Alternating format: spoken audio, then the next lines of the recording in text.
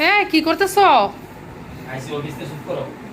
Office তাইছো তুই ইয়া করো, খাও কিছু খাও। আই বলে কিন্তু করতেছি। খালি কুদুর ইফতারি খাই আইছো কি না, তাড়াতাড়ি খাও যায় যাও।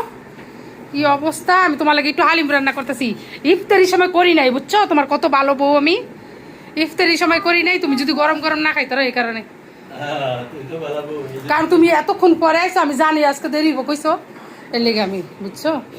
দেশের ভাই না।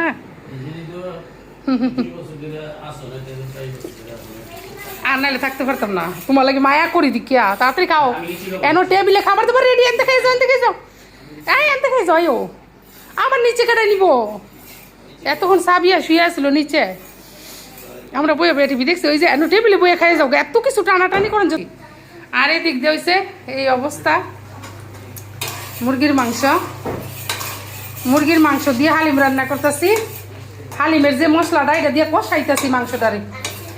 এই যে কারণ হচ্ছে কি, হালিম গরম গরম না হলে আমার কাছে ভালো লাগে না। এই যে এই জায়গায় হালকা একটু গরম পানি দিয়ে ভিজিয়ে রাখছি।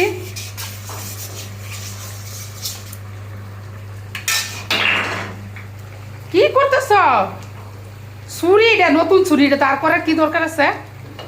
এদিক দিয়ে মাংসটা কষানো প্রায় হয়ে গেছে। ভালো করে কষাইলে গেছে কি, হালিমের মাংস খাইতে ভালোই লাগে। ভালো করে কষাইলে মাংসর যে মশলা টসলা যা আছে সব মনে করেন যে মাংসের ভিতরে ঢুকে।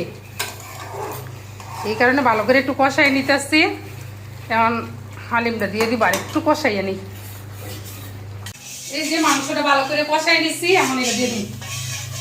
হ্যাঁ, কি সুন্দর করে কষানো হয়েছে না একবারে। মশলাটা একদম মাংসর ভিতরে ঢুকে গেছে। ঠিক আছে,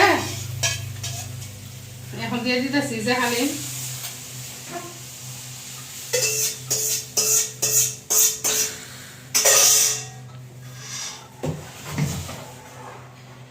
হালিমের মধ্যে বেশি করে মাংস না দিলে ভালো লাগে না। কামড়ে কামড়ে যদি মাংস না পড়ে মজা লাগে। এই যে হালিম রান্না শেষ। অনেক সুন্দর হয়েছে রান্নাটা, দেখছেন? বেরেস্তা দিয়ে নামাই নিব। আর পুদিনা পাতাটি ফ্রিজ দিতে বার করতে, পুদিনা পাতাটি আদা কুচি, পুদিনা পাতা কুচি আর বেরেস্তাগুলো এদিকে আনো